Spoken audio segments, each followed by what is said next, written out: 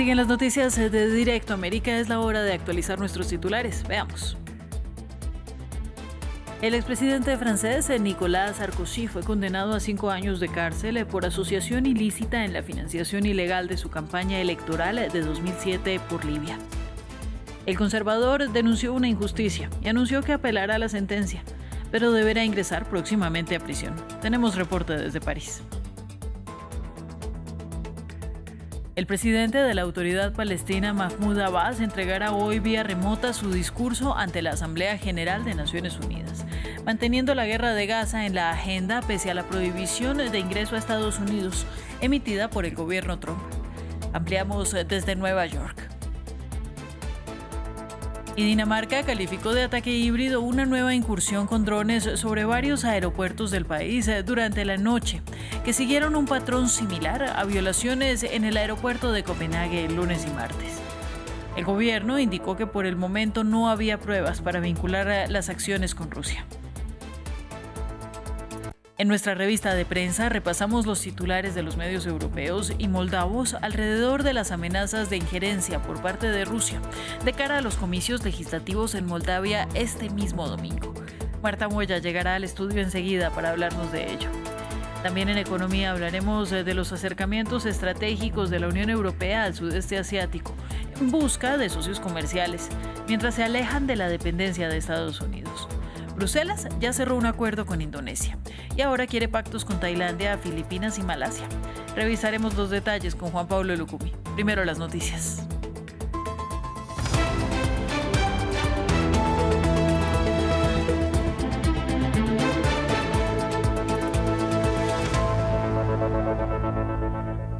El expresidente francés Nicolas Sarkozy fue condenado a 5 años de cárcel por asociación ilícita por los intentos de sus allegados de obtener fondos ilegales para su campaña presidencial de 2007 desde Libia, durante el régimen del dictador Muammar Gaddafi.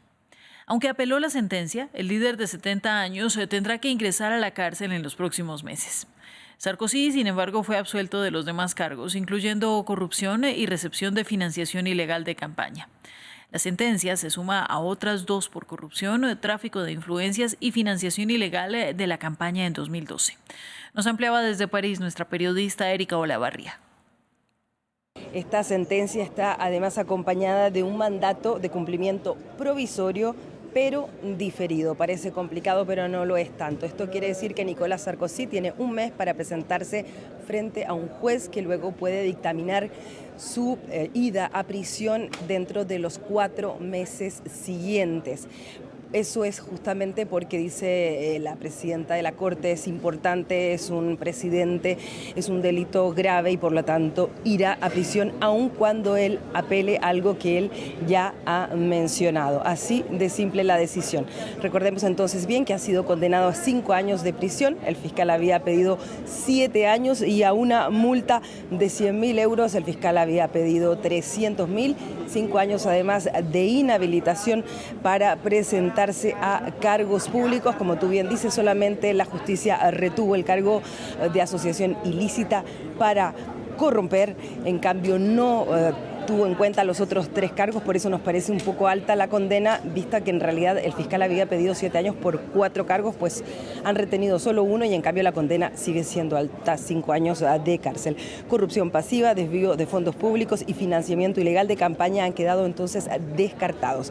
Eso sí, Nicolas Sarkozy tiene 70 años y por lo mismo, una vez que comienza a cumplir su pena de cárcel, él puede pedir justamente que se le rebaje esa condena a la mitad y que se le den algunos privilegios en razón de su edad, como ya ocurrió, recordemos, con ese brazalete que llevaba por otro de los casos donde fue condenado, estaba condenado a 1 año de cárcel o a una pena como el brazalete y finalmente se lo retiraron después de 6 meses justamente porque cumplió 70 años.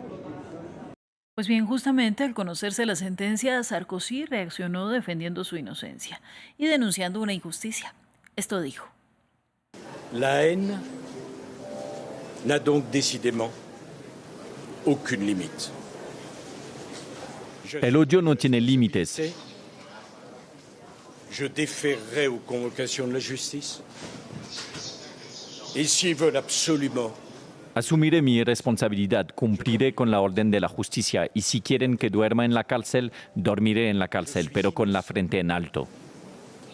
Cette injustice est un scandale. Je ne m'accuserai pas de quelque chose que je n'ai pas fait. Soy inocente. Esta injusticia es un escándalo. No me disculparé por algo que no hice. Naturalmente apelaré. Sin duda, tendré que comparecer esposado ante el Tribunal de Apelación. Quienes me odian tanto creen que me están humillando. Lo que han humillado hoy es a Francia. Aujourd'hui, c'est la France. En otros temas, hablará hoy ante la Asamblea General de la ONU el presidente de la Autoridad Palestina, Mahmoud Abbas. Lo hará vía remota, pese a los esfuerzos del gobierno Trump por impedir su participación al prohibirle la entrada al país. Sobre los eventos hoy en el Encuentro Mundial de Mandatarios, nos dio más detalles nuestra corresponsal Mamen Sala. Pues hoy, como dices, intervendrá ese líder de la Autoridad Palestina, pero lo hará de manera excepcionalmente, de manera telemática. Y eso ha tenido que someterse a votación, que por supuesto ha salido a favor después de que, como decías, Donald Trump le denegara el visado a él y a 80 de sus funcionarios. Se espera que su discurso vaya en la misma línea de lo que ya dijo hace 2 días en la celebración del 80 aniversario de las Naciones Unidas, que dé las gracias por esa llamada declaración de Nueva York que se firmó el lunes, encabezada por Francia y por Arabia Saudí, y que pida pues la existencia de un Estado palestino que conviva en paz y seguridad con el Estado de Israel y que además pues tenga la capital de Jerusalén. Además, también se espera que exija el fin inmediato de la guerra, la liberación de los rehenes y que dejen entrar ayuda humanitaria, además de una reconstrucción de Gaza y Cisjordania. Las fuerzas israelíes continuaron su avance en Ciudad de Gaza este jueves, mientras el primer ministro Benjamin Netanyahu se dirigía a Nueva York para asistir a la Asamblea General de Naciones Unidas. Los ataques de hoy mataron al menos a 19 personas en el enclave palestino, según informaron las autoridades sanitarias locales. Entre ellas, 11 personas de 2 familias en la localidad de Zawaida, en el centro de la Franja de Gaza, donde aviones impactaron un edificio residencial. En lo diplomático, el enviado estadounidense Steve Witkoff declaró el miércoles que Washington confiaba en un avance, después de que Trump compartiera un plan de paz de 21 puntos con líderes de países de mayoría musulmana en Nueva York. Trump también prometió que no permitiría que Israel anexara Cisjordania, según informó el medio político. Italia envió un segundo buque de guerra para asistir a la flotilla internacional de ayuda humanitaria para Gaza, que el día anterior fue atacada con drones. Aunque la primera ministra Giorgia Meloni criticó el riesgo de la misión para los tripulantes de la flotilla, su gobierno defendió que proteger a los viajeros era un acto de humanidad. España también envió un buque de guerra para proteger las embarcaciones. Veamos. Esta fragata de la Armada es uno de los 2 barcos italianos que acompañarán a la flotilla Global Summit y prestarán asistencia en posibles operaciones de rescate. Después de que el grupo humanitario fuera blanco de ataques con drones frente a las costas de Grecia durante la noche del martes. La primera ministra de Italia, Giorgia Meloni, condenó el incidente al tiempo que criticó los motivos de la flotilla. Varios legisladores italianos de partidos de izquierda se encuentran entre los pasajeros de los barcos. No podemos arriesgar la seguridad de las personas para llevar a cabo iniciativas que, seamos sinceros, parecen diseñadas principalmente no para entregar ayuda, sino para crear problemas al gobierno. Y entonces, ¿qué debería hacer el gobierno italiano? ¿Enviar sus buques de guerra y declarar la guerra a Israel? Creo que eso es ir demasiado lejos. Como alternativa, Roma ha sugerido entregar la ayuda en Chipre al Patriarcado Latino de Jerusalén, que luego podría entregarla en Gaza, una propuesta rechazada por la flotilla. A diferencia de Italia, Pedro Sánchez ha expresado su apoyo a las motivaciones humanitarias de la organización. Y que se respete el derecho de nuestros ciudadanos a navegar por el Mediterráneo en condiciones de seguridad. Por eso les informo de que mañana mismo zarpará desde Cartagena un buque de acción marítima equipado con todos los medios por si fuese necesario asistir a la flotilla y realizar algún rescate. Los organizadores de la flotilla Global Sumud afirman que está formada por unas 50 embarcaciones y participantes de docenas de países. Su objetivo es llevar ayuda humanitaria, incluyendo alimentos y medicinas a Gaza, rompiendo el bloqueo de Israel. La flotilla ha sido objeto de varios ataques con drones desde que atracó en Túnez, y los activistas a bordo culpan a Israel de los incidentes, quien advirtió que no dejarán a barcos acceder a Gaza. Drones de origen desconocido sobrevolaron varios aeropuertos daneses de la noche del miércoles al jueves. Un nuevo incidente 3 días después de la intrusión también de drones sobre Copenhague, la capital danesa, y sobre Oslo, la capital de Noruega.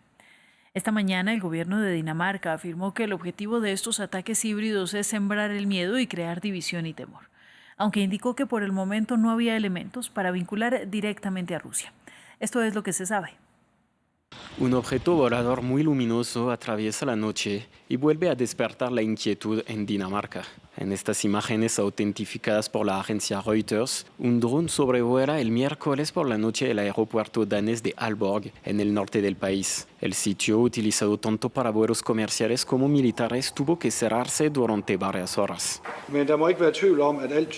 Esta operación sistemática, llevada a cabo casi simultáneamente en varios lugares, nos lleva a pensar que el autor o los autores de los hechos son profesionales. Se trata de un ataque híbrido llevado a cabo con varios tipos de drones.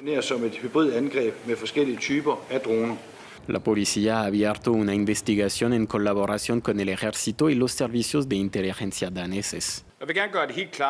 El objetivo de este tipo de ataques híbridos es sembrar el miedo, crear división y atemorizarnos. El gobierno danés indicó que por el momento no había prueba para vincular a Rusia. El lunes, drones de origen desconocido sobrevolaron los aeropuertos de Copenhague y Oslo, paralizando el tráfico aéreo durante varias horas. Intrusión de drones sobre Polonia y Rumania, aviones de combate rusos en el cielo estonio. Desde principios de septiembre, 3 países europeos, todos ellos miembros de la OTAN, han denunciado intrusiones en su espacio aéreo y han acusado a Rusia. Moscú niega toda responsabilidad.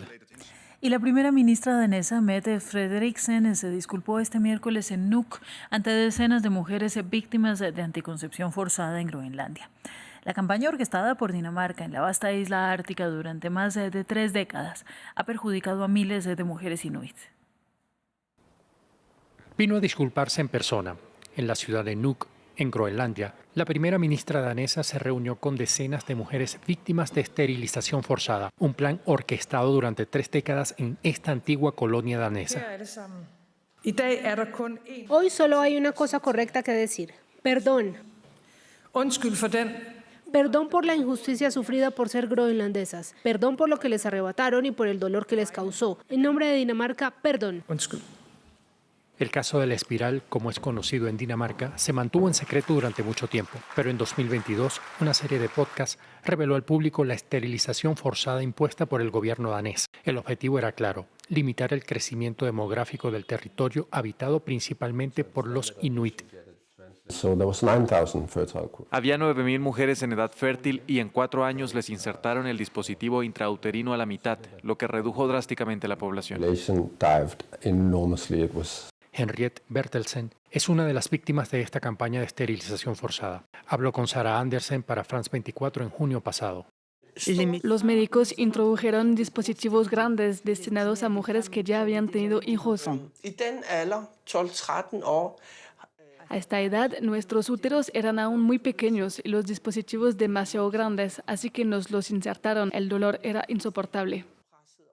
Henriette tenía 13 años cuando le insertaron el primer dispositivo intrauterino y sufriría las consecuencias de este procedimiento el resto de su vida, como muchas de las miles de mujeres que fueron víctimas. Algunas de ellas sufren a nivel psicológico y físico, además de la infertilidad.